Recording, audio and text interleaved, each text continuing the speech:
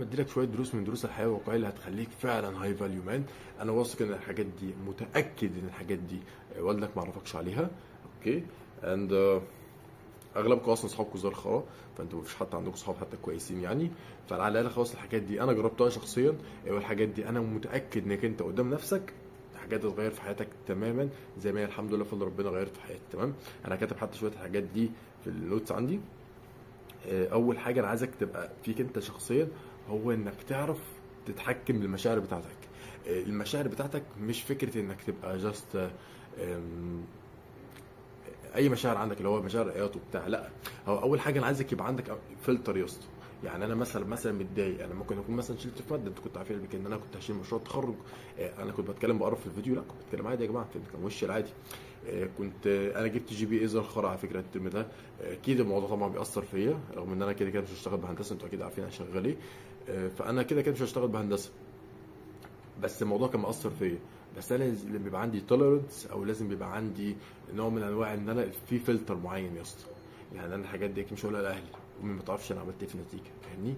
في شويه حاجات، في مشاكل، في عقبات، في مش عارف ايه بتاع، الحاجات دي ما بتقعدش تحكي لاهلي. يعني انا مثلا بكلم اهلي يا اسطى عشان انا شفت الموضوع ده مع واحد صاحبي بالظبط يعني.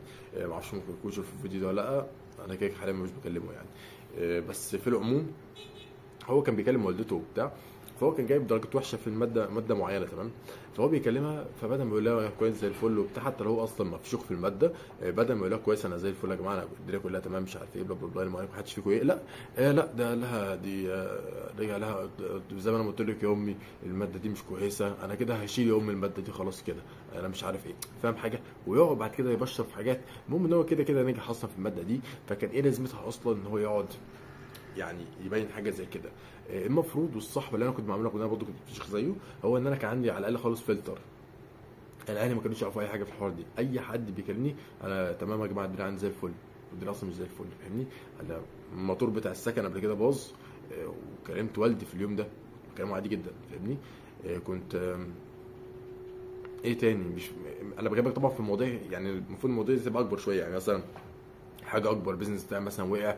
انا قعدت قبل كده يا جماعه في البيزنس بتاعي، قعدت حوالي 15 يوم او 20 يوم ما دخليش ولا جنيه، ما دخليش ولا جنيه. فانا المفروض ان انا حالتي النفسيه تبقى بالنار، هي مش فكره فلوس تتحرق ما تدوم فلوس. الحمد لله بفضل ربنا، بفضل الله واصل مرحله دلوقتي من الفلوس ماديا الحمد لله. انا مبسوط منها جدا يعني، ما كنتش احلم بيها. انا كنت حاطط التارجت ده اصلا في سنه كمان سنه، فاهم حاجه. فانا وصلت التارجت ده دلوقتي، فالحمد لله بفضل ربنا، ده فضل ورزق من عند ربنا ليا يعني. تمام. فالمهم ان انا عايزك يبقى عندك فلتر يا اسطى، مش كل حاجه تقعد تبينها لاهلك، مش كل حاجه تقعد تبينها لاصحابك. لو انت قرفان مش لازم تبين انك قرفان، الناس ما بتستحملش قرفك. ما فيش حد اصلا مهتم بمشاكلك، الموضوع ده مهم فشخ. مفيش حد مهتم بمشاكلك. اسمع اللي انا بقول لك عليه، لو انت عندك مشكله، عندك مش عارف ايه، عندك ايه اللي مهندك المشاكل اللي عندك، شلت ماده، البيزنس بتاعك وقع، فلست بتاع، عميل كان بيدفع لك فلوس كتيره. يعني واحد مثلا من الناس اللي مشتركه معايا، المعلم ده كان في كلاينت كان بيديله ما شاء الله الله اكبر عليه، الله اكبر الله اكبر، $1800. بعد كده الكلاينت ده خسره، فالمفروض ان هو $1800 يعني حوالي 90000 جنيه، بعد كده خسره. فالمفروض ان الشخص ده خلاص وقع بقى في الارض، فاهمني. الا ان هو نفسيا كان زي الفل. لازم يبقى الموضوع عندك منتال، انت هادي بتفكر في حلول المشاكل دي ذات نفسها قبل ما يبقى من بره. واحد حكى لي مثلا ان في مشكله حصلت، وفي مثلا مشكله في السيستم بتاعنا او الى ما هنالك وبتاع، فانا عندي الدنيا بايظه دلوقتي في السيستم بتاعي. اوكي، انا ما ينفعش اقلق، لان انا لو قلقت الناس كلها، التيم كله هيقلق. تمام. اوكي، انا المفروض دلوقتي اعمل ايه؟ المفروض اعمل 1 2 3 4. خلاص يا جماعه سيبوني دلوقتي انا هفكر في حاجه بعد كده هاجي لكم. تمام. طب ازاي؟ ومش انا قلت يا جماعه عايز افكر صح، بعد اذنكم اطلعوا بره. انا عملت كده في مشروع التخرج، كان المفروض ان احنا الناس عماله تقول ده احنا هنتفشخ ومش عارف ايه، وباشمهندس فلان الفلاني هيفشخنا وهيخش في المشروع ده، احنا هنشيل قبه ده. ايه يا ولاد ما بحبش انا الشغل ده. احنا هنأدي كويس، انا واثق وعارف احنا هنأدي كويس. على فكره جبنا مجموعه عالي فشخ، بس بفضل ان انا كنت محفز الناس اللي معايا، مش عايز الناس اللي معايا تقع، مش عايز الناس اللي معايا معنوياتها تنزل، فاهمني. بفضل ربنا جبنا مجموعه حلو فشخ في نفس الماده دي، ماده مشروع تخرج. كان داخلنا فطاح اليوم ده، انا فاكر كان داخلين مهندسين اصلا من عين شمس وبتاع، واللي في هندسه عارف ان هندسه عين شمس يمكن من اوسخ او من اصعب يعني الهندسات اللي موجوده اصلا في مصر يعني. تمام. فالفكره انك انت تعرف تتحكم الايموشنز بتاعتك اللي من بره. تمام. هل الموضوع عائد على الايموشنز بس او كنترول الايموشنز بس؟ لا، انا عايزك تبقى تتحكم برضو اكتر بالجزء العلاقه بالفيزيكال. يعني انا دلوقتي قلقان من حاجه، قلقان مثلا من ان انا يا سيدي عايز اقول لك حاجه، قلقان مثلا دلوقتي ان انا هدي مثال بسيط جدا، ممكن يكون في ناس ممكن قلقانه منه بس انا ما اعرفش يعني. مثلا قلقان ان انا ممكن اخش اكلم بنت معينه بلا بلا مش عارف ايه، البنت دي مثلا حلوه في الجيم وبتاع، الناس كلها عماله تبص عليها، فانا قلقان ان اخش اكلمها. فكره انا قلقان ولا مش قلقان، انا شخصيا على فكره برجع يعني، انا شخصيا بقلق بجد من جوايا، بس فكره ان انا قلقان او لا، او عندي سورنس او لا، ملهاش اي علاقه بالفعل اللي هيحصل. انت فاهمين انا بتكلم في ايه؟ مش عايز اروح الجيم دلوقتي، اوكي اتس اوكي. فكره ان انا مش عايز اروح الجيم بعد النهارده يعني ملهاش اي علاقه بان انا هروح الجيم ولا لا. مش عايز اتمرن فايتنج النهارده، هروح بقى واضرب واتضرب ومش عارف ايه، واخد بقى على دماغي، واخد بقى مش عارف ايه، واخد بقى بوكسات مش عارف ايه، ملهاش علاقه بالحاجه اللي هتتم. فاهمين انا بتكلم في ايه؟ فالموضوع انك تبقى ديسيبلين ده مش فارق على فكره انك تبني عضلات كويسه ولا لا، انا يهمني انك تكون ديسيبلين. يعني حتى اندرو تيت كان بيقول لك ان هو بيتمرن كل يوم تقريبا، مش عشان خاطر يبني عضلات كويسه، هو كده كده بنى عضلات كويسه، بس هو حتى ما عندوش حتى السيمتريه، يعني هتلاقي حتى الابر شيست عنده مش كويس مش عارف ايه لما هناك وبتاع، لان هو بيتمرن لنفسه عشان يعود مخه على حاجه زي كده. فهو الفكره فكره لا يعني انا كلمتك من اول ايموشنز، من اول فيزيكال. الفيزيكال حتى لو في بنت انت مكسوف تكلمها، انا بقول اخش كلمها، عدوا من 1 لحد 5 وبعد كده خش. لو في مثلا مشروع انت خايف تعمله مش عارف ايه، اي حاجه فيها حته الخوف ذات نفسها دي، انا عايزك تخش فيها بقلب جامد. وعايز اعرفك تعريف صغير جدا انت ممكن تكون اغلبكم اصلا ما يعرفوش. الشجاعه مش معناها قله ان انا اكون ما بحسش او بتاع، لا، انت معناها انك كده بهيم. فاهمني؟ الشجاعه معناها ان انا اتغلب على الخوف بتاعي، مش ان انا الغي الخوف اصلا. فاهمني؟ لو انت خوف اصلا هبقى بهيم يعني، حتى الحيوانات حتى بتخاف يعني. ففكره ان انا بتغلب على الخوف بتاعي، فانا مثلا خايف احسن اطلع في برزنتيشن وفي 100 واحد يتفرج عليا. فاهمني؟ اوكي، ده ملوش علاقه باللي هيتم، ده ملوش علاقه باللي هيتم. انا تفوقت على الحاجه بتاعتي فانا بقيت شجاع، طلعت قدام الناس دي كلها قعدت اتكلم فبقيت شجاع، طلعت قدام المهندسين دول انا اديت برزنتيشن قوي فشخ، انا كده شجاع. فهمت انا بتكلم في ايه؟ هي الفكره في كده، دي بقى الفكره، دي بقى الفكره. تمام. الحاجه الثالثه اللي انا ممكن اقول لك في حته الكنترول ونقلب نشقلب وقلب عليها، حاجه ليها علاقه بالسكشوال كنترول. انتوا ممكن تكون اغلبكم ما تتوقعش مني حاجه زي كده، بس انا هقول لكم عليها. انت ممكن تبقى يا اسطى يعني انت عايز تعمل، فاهمني، وامنع نفسك من انك تعمل حاجه زي كده. اسمع اللي بقول لك عليه برجوله والله. يعني انت مثلا عايز، انت فاهم قصدي، يعني انت فاهم قصدي بتكلم في ايه، وخلاص على اخرك. اسمع اللي بقول لك عليه، جرب ما تعملش، جرب. انا مثلا عايز افتح بورن دلوقتي، حلو الكلام مثلا، طبعا مش انا يعني، انا بديك بس مثال يعني، بس انا بدي مثال عليا انا عشان لو قلت لك انت هتيجي تقول لي طب مش عارف ايه، اعتبر ان انا يا سيدي انا دلوقتي يا عم اعتبر ان انا مدمن بورن، تمام، وانا عايز افتح بورن دلوقتي. لو انت مدمن بورن او مدمن حاجه زي كده، اسمع اللي بقول لك عليه. لو انت عايز دلوقتي ما تعملش، ما تتفرجش، ما تتفرجش. انا مش عايز اتفرج دلوقتي، ليه؟ هو كده. انا مش عايز اكل دلوقتي، ليه؟ هو كده. انا مش عايز اعمل مش عارف ايه دلوقتي، ليه؟ هو كده. فكره هو كده دي، ده يا جماعه نوع من انواع تاديب النفس، اللي انت لازم تعرضه لنفسك من اول. زي ما انا عملت لك حاجات ايموشنز، حاجات فيزيكال، حاجات لها علاقه بالسكشوال كنترول. تمام. ممكن اديكم ادفرتايزنج بسيط، حاجه زي كده انا كده كده مش بعلن عليها قوي يعني، بس انا عامل كده كده كورس اسمه وايت بيل كورس، الحبايه البيضاء يعني، اللي انا مسميها الحبايه البيضاء مش الحبايه السوداء، لان الحبايه السوداء ما اعرفش حبايه، لا المفروض تبقى حبايه حمراء يعني، بس بيقولوا الحبايه السوداء هي عكس الحبايه السوداء، لان الحبايه السوداء انت الحاجات انت مولود بيها اكتر. فاهمني؟ الحاجات الوايت بيل دي حاجات انا بعلمك شخصيا، يعني انا بعلمك ازاي تبقى قوي جدا في الكلام، تعرف تتكلم كويس ازاي قدام الناس، ازاي تعرف تتكلم اصلا لو انت قاعد في خناقه. حرفيا نزلت حاجه بونص، الحاجه دي لو انا موجود في خناقه، حكيت حتى موقف حصل لي وانا كنت موجود في خناقه كنت بتكلم ازاي، حكيت لك ازاي تتكلم قصاد ناس كتير، عملت لك حاجه جامده فشخ هتساعدك في حياتك، خصوصا لو انت اصلا ثانويه عامه، فالموضوع ده هيفيدك جامد جدا جدا جدا، انك ازاي تعمل بيرفكت مورنينج روتين. وحكيت فيه اول روتين وصلني لحد اول كام الف جنيه يعني 10000 جنيه. انا سمعت في ناس مهتمه بحاجه زي كده، فاتس اوكي يعني نزلتها. نزلت حاجات ليها علاقه تانية بحاجات ليها علاقه بالمذاكره، نزلت حاجات ليها علاقه بالسوشيال انكزايتي، ازاي تبقى فوت فير وتعرف تتكلم مع ده وده وده وده وده والى ما هناك بتاع، لان انا المشاكل دي كلها انا جربتها، وبيقول لك حتى لا اسال مجرب ولا اسال طبيب، فانا مجرب وانا طبيب، لان انا جربت وانا دارس حاجات زي كده. اوكي. عملت كل الحاجات دي في وايت بيل كورس. عايز اقول لك على حاجه، سعرها رخيص جدا، سعرها بيد وانس، يعني بتدفع فلوسها مره واحده، واي ابديت بينزل لك انت فور فري، فاهمني؟ فكل الحاجات دي بونص جامده فشخ، تستاهل انك تخش فيها دلوقتي قبل حتى مسألة حتى ما يزيد يعني. تمام، اتس اوكي. هتلاقي اللينك بتاعها في الديسكربشن، اسمها وايت بيل كورس. اند واي موست مين ستاي بويز، ان ليه اغلب الرجاله فعلا مش رجاله يعني، ان هم في حاجات في حد معين يعني، ان هم بيبقوا محتاجين حاجات بسرعه.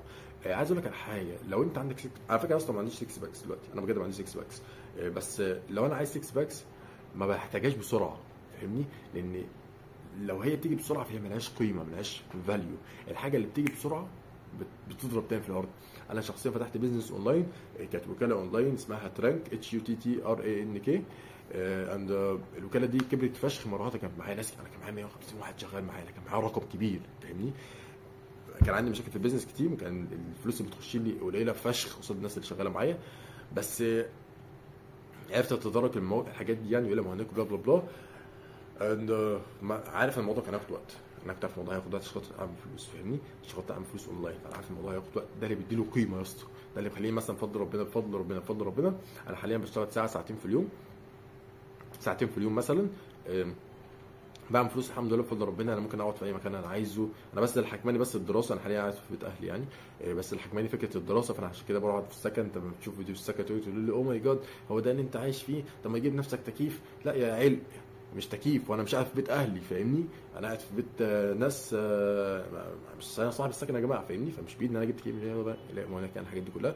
وكده كده بفكر اني اصلا في استوديو في الشروق، لو في حد منكم من الشروق يعرف يظبط لي الحوار ده ممكن يبعت لي يعني. تمام، يعرف اسعار الدنيا ايه هناك، مش عارف ايه. لو لقيت الاسعار هاديه هروح هناك يعني، هناك ليه لا يعني. تمام، انا كنت قعدت الاسبوع اصلا اللي فات او قبل اللي فات، سافرت في كل حته، فعلا ما هناك كنت انا بشتغل ساعه ساعتين في اليوم، فاهمني؟ انا بفضل ربنا معايا ناس دلوقتي شغاله ساعه ساعتين في اليوم. واحد منهم مش هجيب سيره اسمه، المعلم ده معمول له هايرنج من ايمان جادزي، معمول له هايرنج. انا هوريكم السكرين شوت عشان خاطر بس ممكن الناس تيجي تقول مش عارف ايه بتاع، هوريكم الايميلات اللي كان مبعوثه من ايمان جادزي ذات نفسه. تمام اهو، بس ده اكيد مش هو بنفسه يعني، ده التيم بتاعه. تمام، يا رب بس يبان في هو بيعمل يوتيوب سامبلز وبتاع. ده كلاينت معايا، ده مبعوت لي ايميل الاول، ايميل التاني اهو، ده حتى الايميل بتاعه اهو، اند الايميل التالت. المعلم ده كده كده كان مشترك معايا في الديلرز كوميونتي. الديلرز كوميونتي دي يعني كوميونتي خاصه بيا انا، ده شغل اصلا 100%، ان انا بعلم الناس بزنس سكيلز. الحاجات دي هي اللي مساعده الناس دي في ان هي تعرف تجيب شغل قوي جدا، حتى لو مش معاه مهاره. انت ممكن تجيب حد معاه مهاره وانت تروج لشغله عن طريق ان انا بعلمك حاجات لها علاقه بالسيلز، ماركتنج، براندنج، ازاي تعمل اوفر جامد فشخ بحيث الناس ما ترفضوش، حاجات ليها علاقه انك ازاي تفهم سيكولوجيه العميل بحيث انك تطلع منه اكتر فلوس ممكنه.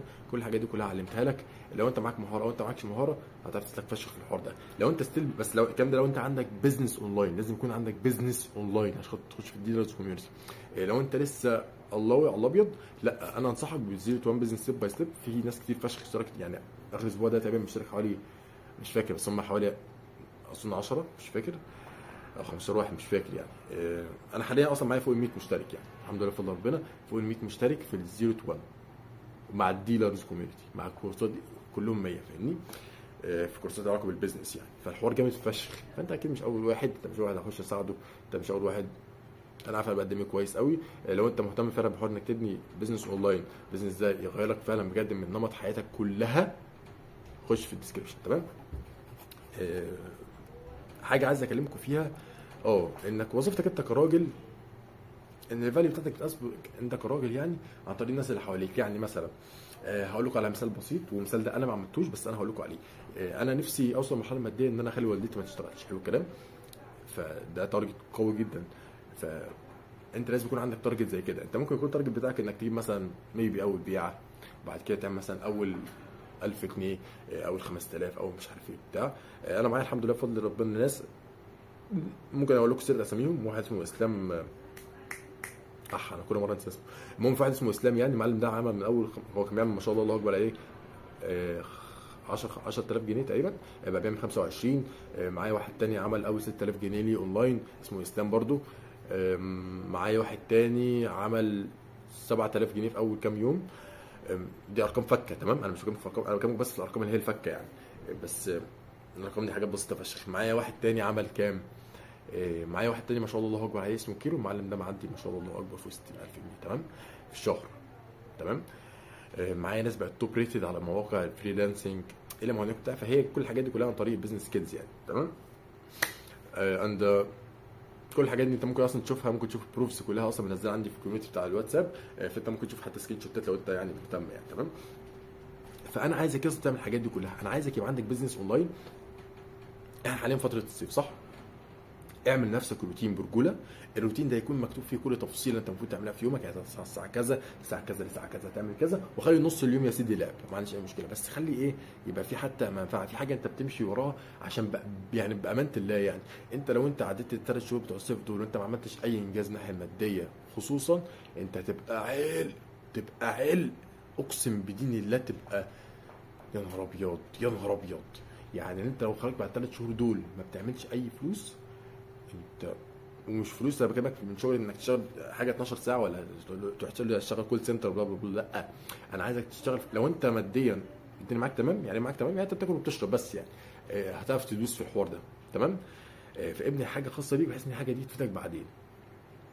فحط تارجت قال لي يا اسطى عايز تعمله اخر الاجازه دي، ممكن يبقى مثلا 5000 جنيه في الشهر مش عارف ايه، لو انت بتعمل من صفر يعني. لو انت بتعمل 10000 ممكن تحط انك اخر الصيف ده عايز تعمل مثلا 25 ممكن الا ما هنالك وبتاع يعني، عايز تعمل 30 الا ما هنالك يعني فاهمني. اند كل الحاجات دي كلها هنا شرحتها انا بس بجمع افكاري.